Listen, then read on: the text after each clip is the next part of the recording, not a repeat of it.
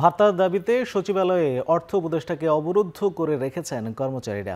এ বিষয়ে আরো বিস্তারিত জানাতে সেখান থেকে যুক্ত হচ্ছেন সহকর্মী আসিফ ইকবাল খান। সরাসরি চলে যাচ্ছি তার কাছে। আসিফ, ভাতা পরিশোধ কেন হয়নি, সমাধানে কি পদক্ষেপ নেওয়া হচ্ছে জানাবেন?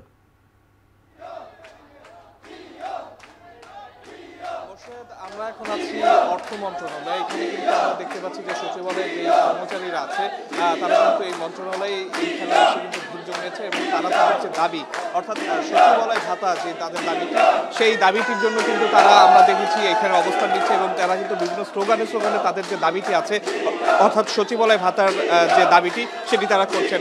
আমরা যতদূর জানতে পেরেছি এখানে অর্থ উপদেষ্টা কিন্তু প্রায় 2 ঘন্টারও বেশি সময় ধরে কিন্তু এই অর্থ মন্ত্রণালয়ে তার নিজ কক্ষে অবরুদ্ধ আছে। এখানকার যারা সচিবালয়ের কর্মচারীরা আছে তারা যেটি বলছেন যে বারবার তাদের আশ্বাস দেওয়া হলেও তাদের যে ন্যায্য পাওনাটি, অর্থাৎ সচিবালয় ভাতা পাওয়ার যে তাদের ন্যায্য দাবিটি, সেটি আসলে কিছুতেই পূরণ করা হচ্ছিল না এবং তারা বারবার তাদের দাবিটি বিভিন্ন জায়গায় উপস্থাপন করেও কোনো ফলাফল পাচ্ছিলেন না।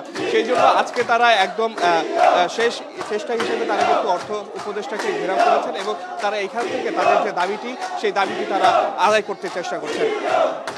একটু জানিয়ে রাখি মোর্শেদ, সরকারি অফিস টাইম যেহেতু শেষ, এখন কিন্তু যেই সরকারি কর্মচারী যারা আছে তাদের কিন্তু সচিবালয় ত্যাগ করার কথা ছিল, কিন্তু তারা সচিবালয় ত্যাগ না করে এই যে অর্থ মন্ত্রণালয়ে এসে ভিড় করে তাদের যে দাবিটি আছে সেই দাবিটি উপস্থাপন করার চেষ্টা করছে এবং তারা যেটি বলছেন যে আজকের মধ্যেই তারা তাদের যে দাবিটি আছে সেটি যেন পূরণ হয় এবং সেটার জন্য যেন ডিও অর্ডারটি যেটি আছে সেটি যেন আজকের মধ্যেই স্বাক্ষর করা হয়। এই দাবিতেই তারা অর্থ মন্ত্রণালয়ে এখানে ভিড় করেছে এবং আমরা দেখছি যে সচিবালয়ের বাইরে থেকে মাইকে কিন্তু আসলে অ্যানাউন্স করে কিন্তু আসলে যে কর্মচারীরা আছে তাদের কিন্তু সবাইকে একসাথে জড়ো করার চেষ্টা করা হচ্ছিল।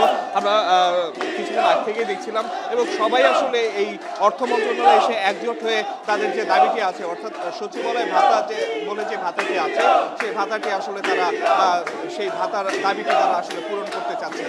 তো এই ছিল আমার কাছে সচিবালয় থেকে সর্বশেষ। মোর্শেদ, ভাতার দাবিতে সচিবালয়ে অর্থ উপদেষ্টাকে অবরুদ্ধ করে রেখেছে কর্মচারীরা। তার সবশেষ জানাচ্ছিলেন সহকর্মী আসিফ ইকবাল খান।